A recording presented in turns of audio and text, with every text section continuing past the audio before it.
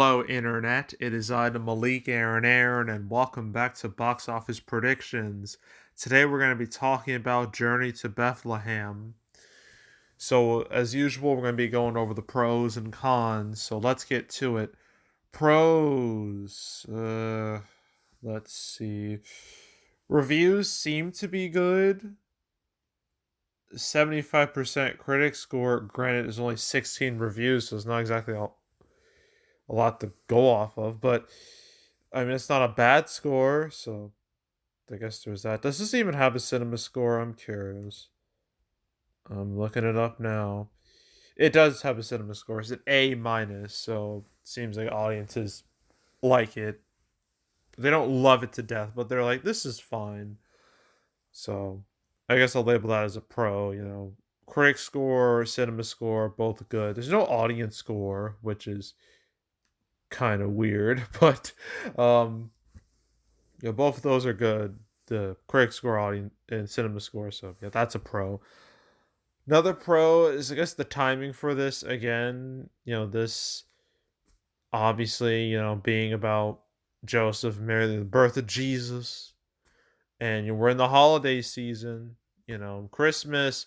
There's like for people, there's like two types of Christmases. You got commercialized Christmas with Santa Claus and Christmas trees and ho ho ho and all that jazz, and then you got like religious Christmas, which is about birth of Jesus and whatnot. So obviously, this is going more towards the Jesus crowd, obviously.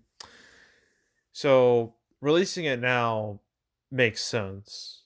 So I'm gonna say its release date is a minor pro, not a huge pro, but it's still a pro. I guess another pro is that uh are any other pros series was I mean I guess who's the only person here I recognize is Antonio Banderas. I guess we could talk about him. Why not? Let's do it. So Antonio Banderas, he's been around for a long time. Trying to think of the first main thing he's done. I guess Desperado. I guess. I know there's like Interview with a Vampire in Philadelphia. I don't think he did. I don't think he played a main role in those. But Desperado, yeah, he did. Um, let's see. Assassin. I don't know about that one. Mask of Zorro. I know that's a cult classic. 13th Warrior. We are skipping right past that. Spy Kids. Big cult classic amongst my generation. And Spy Kids 2 and Spy Kids 3, which, looking back at those movies, like especially Spy Kids 3, I'm like, damn, people actually like this? Because that movie looks horrid nowadays. Like, holy shit, it looks so wretched in terms of visuals.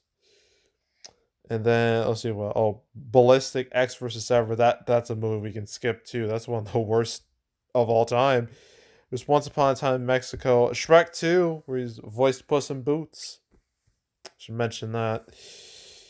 After that, not a whole lot. He was in Spy Kids 4? I didn't even know that. Man, I don't even know what to say. I mean, like Spy Kids 4, that movie shouldn't even exist. That movie is just ass. Um, what else is there? Expendables 3. Oof. Skipping past that. SpongeBob movie Sponge Out of was it Sponge Out of Water?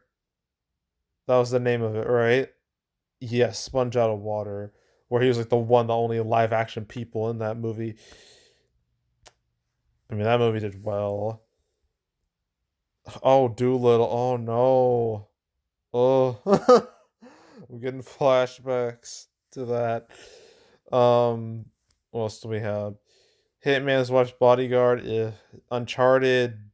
I mean, I made money, but I don't think he was the reason it made money. Puss in Boots: The Last Wish. It's not really relevant here, but it's an awesome movie that you really should see. Indiana Jones and Dial of Destiny. Oof. We're skipping past that too. So yeah, Antonio Banderas, he has hits under his belt. He's had some bombs though, but um, yeah, he's a very recognizable face. So I guess I'm gonna label his presence as a pro. And I think that's really it. Okay, so cons. The lack of marketing for this movie, or at least the lack of notable marketing. I know like movies like this have more like grassroots campaigns where it's less like traditional marketing where they just pop ads all over the place. Like this is going for a more low key approach, which isn't unusual for the considering for the genre like this is in. But still, a lack of like substantial marketing, even for like the target audience, the lack of substantial marketing, that's a problem. So yeah, that's a con. Another con is the fact that this is obviously a faith-based flick, and faith-based flicks, they are notoriously difficult to predict. It's a very um I don't know what the right word is. It's the genre is all over the place when it comes to success, because sometimes movies can do well, sometimes they can do god awful. You never know. It's very hard to tell. I mean, sure, you have Jesus Revolution like earlier this year, but then you also have, I mean, I guess everything else here that was like a wide release did fine considering its low profiles. Like his only son did fine. The Blind did good. It was the best, apparently the best performing Fathom Events movie ever. And after that, it has done okay, I guess. But yeah, just and there's a whole bunch of movies here that some just do not stick the landing. All some just do terrible, absolutely terrible. Riding the Bases, nobody saw that. Family Camp, no one saw that either. Um, Father Stew, considering it was from Sony, it should have done better. That movie came out Easter weekend. It should have done well.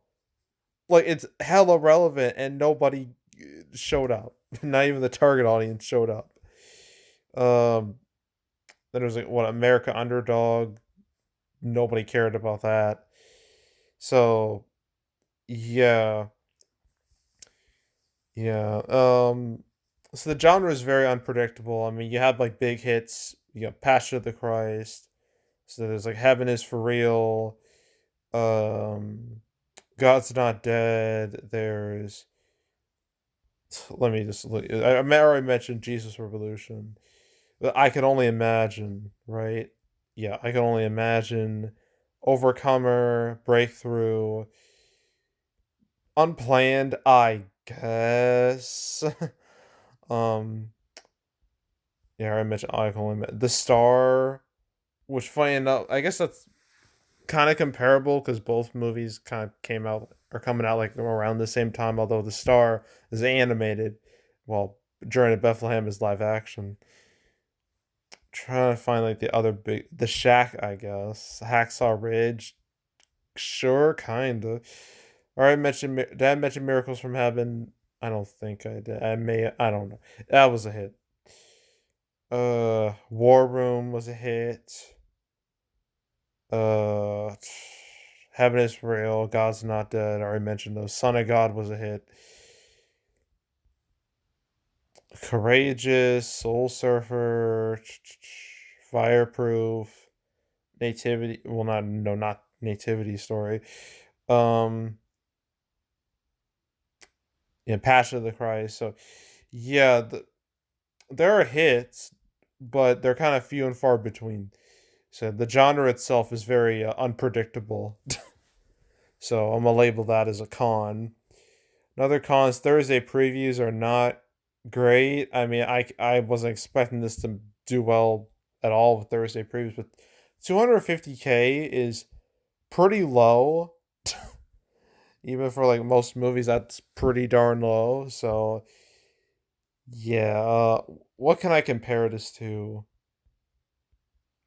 Stuff like in the past that have come out like the past more recently. Um, After Death, did that have Thursday previews? It may have had it. I don't think it's showing it here. I forgot. I need to find something else. His Only Son, did that have Thursday previews? I don't think it did. Apparently it didn't, or it's just not showing up. Jesus Revolution, please give me something. Okay, that had previews, like multiple days worth of previews, but so like 3.3 million compared to like 250K. Yeah, that's a very big difference there. Um, so yeah, this 250K per Thursday preview that looks bad, really bad. So that's a con. Um, I mean, I guess there's competition. I mean, this weekend there's really nothing, not even the Marvels. But the next few weeks are going to be rough. You got Songbirds and Snakes. You got Trolls 3. You got Thanksgiving. You got. I don't know if I should really count new Next Goal Wins because I thought that's going to be a big flop. Um, you got Wish, Napoleon, Saltburn, lots of movies. This movie's going to get pushed out pretty fast. So, yeah, dealing with all that competition, that's a con. And I think that's really it.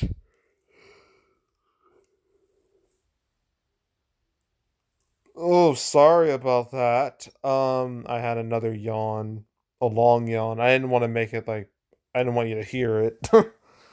So, yeah, it plus it's late. I've had a long day of work, so yeah. But opening weekend, oof, these Thursday previews tell me that this movie is not gonna reach past 5 million. I'd be surprised. Um 2 to 3 million, maybe, judging by these numbers, 2 to 3 million.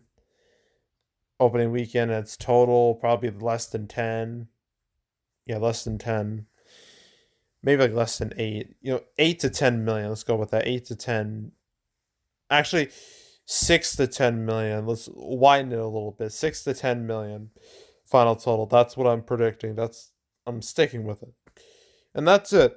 One more movie to talk about, and frankly, the only movie I actually want to talk about this weekend, and that's the Marvels. Because my God, have things gone to shit for that movie? And man, I can't wait to go over everything in that video. So stay tuned for that. It's coming real soon. But so yeah, that's it. That's all. Make sure to subscribe, like this video, leave a comment, turn notifications, share the whole drill. Want to check out more videos like this? I got playlists on the homepage. All previous prediction videos I made this year, the past few years. Want to watch any of them from beginning to now? I highly encourage you to do that. So go do it. There's also the canceled series where I go over all the movies that were supposed to come out but didn't. I don't think I've covered this movie at all. No, I have not. Okay. Never talked about Journey to Bethlehem in a video, or at least specifically in a video. Maybe in passing. Hold on. Wait.